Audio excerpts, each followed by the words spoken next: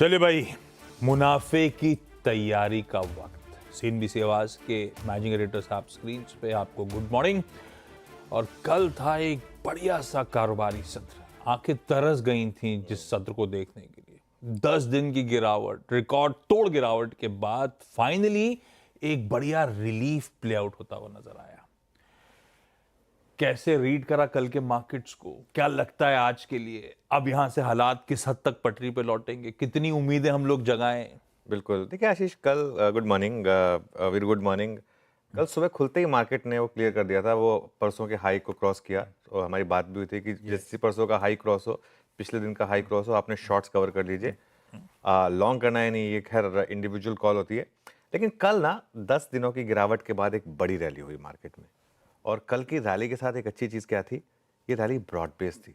Rally को देख के लग रहा था कि रैली हो रही है, ये नहीं था कि एक या दो स्टॉक मार्केट को लीड कर रहे हैं। आप किसी एक स्टॉक को नहीं कह सकते थे कि इसने मार्केट को लीड किया। मिड कैप देखिए, स्मॉल कैप देखिए, कल की रैली में कल का एडवांस डिक्लाइन देखिए आप, क्या शानदार था। कल ज़्यादातर सेक्टर्स, मैक्सिमम इनफैक्ट सारे सेक्टर्स, सारे के सारे सेक्टर्स करीब करीब डे हाई पर कल बंद हुए थे। ठीक है। और एडवांस डिक्लाइन, एक बार वो लाइन देखिए, ये जो लाइन होती है ना एडवांस डिक्लाइन की, ये मार्केट के सेंटीमेंट का सबसे अच्छा बैरोमीटर होता है। जो एक पैरेलल लाइन होती है, अब तक हमारी पैरेलल लाइन उल्टी होती थी, रेड लाइन ऊपर होती थी, ग्रीन लाइन नीचे होती थी। और ये सुबह खुलते ही मामला ग्रीन और रेड के उस पर जिस तरीके से ये पैरेलल बना रहा, मतलब बहुत ही शानदार। ऐसे अगर आपको 3-4 दिन मिल जाए तो बस फिर तो ट्रेडर्स गंगा नहा लें, बेसिकली ये वो वाला मामला है। और एक और चीज़ हुई, कल एफआई की सेलिंग इंटेंसिटी भी थोड़ी कम हुई है। कैश मार्केट में कहा हमने 11 12 हजार करोड़ के नंबर देखे थे, फिर 9,000 करोड़ का नंबर देखा था। कल कैश की बिकवाली कम थी और इंडेक्स और स्टॉक फ्यूचर्स में तो बाइंग थी कल। इनफैक्ट अगर आप cash, index future, stock futures को जोड़ दें तो एफआई की कल कोई बहुत ज़्यादा सेलिंग नहीं थी। तो ये एक अच्छी चीज़ है कि कैश में कम बेचा, फ्यूचर्स में खरीदा। कुल मिलाकर ये कह सकते हैं कि ये रिलीफ रैली कल की, अब ये रिलीफ रैली चल सकती है। कल क्लोजिंग में भी हमने यही व्यू लिया था कि अगर आप एक एग्रेसिव ट्रेडर हैं तो अपने लॉन्ग पोजीशन को कैरी करिए, क्योंकि ये मार्केट अब साइन दिखा रही है। वैसे मेरा एक 3 का फॉर्मूला होता है कि कोई भी अगर नई रैली की शुरुआत होती है तो 3 दिन तक तो चलती है। पहला दिन कल था, आज शायद चले और शायद कल एक गैप मिले और उसके बाद शायद वो फिजल आउट हो। और अगर ये रैली चली तो मेरा ये मानना है कि 22,470 से 22,600 तक के जाने की जगह है।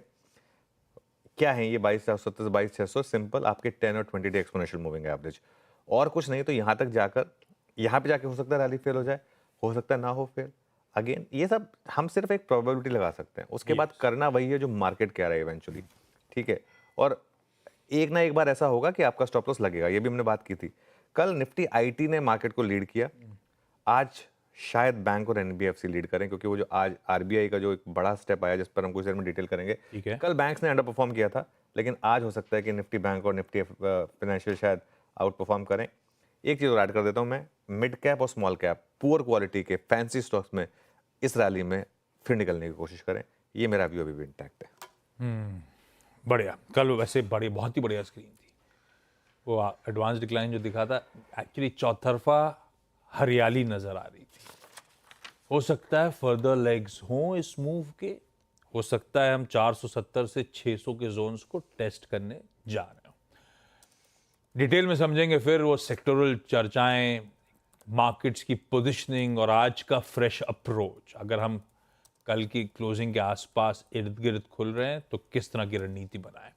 पर एक काम करते हैं, उससे पहले बढ़िया सी हेडलाइंस के थ्रू आज की सारी इंपॉर्टेंट न्यूज़ को कैप्चर कर लेते हैं।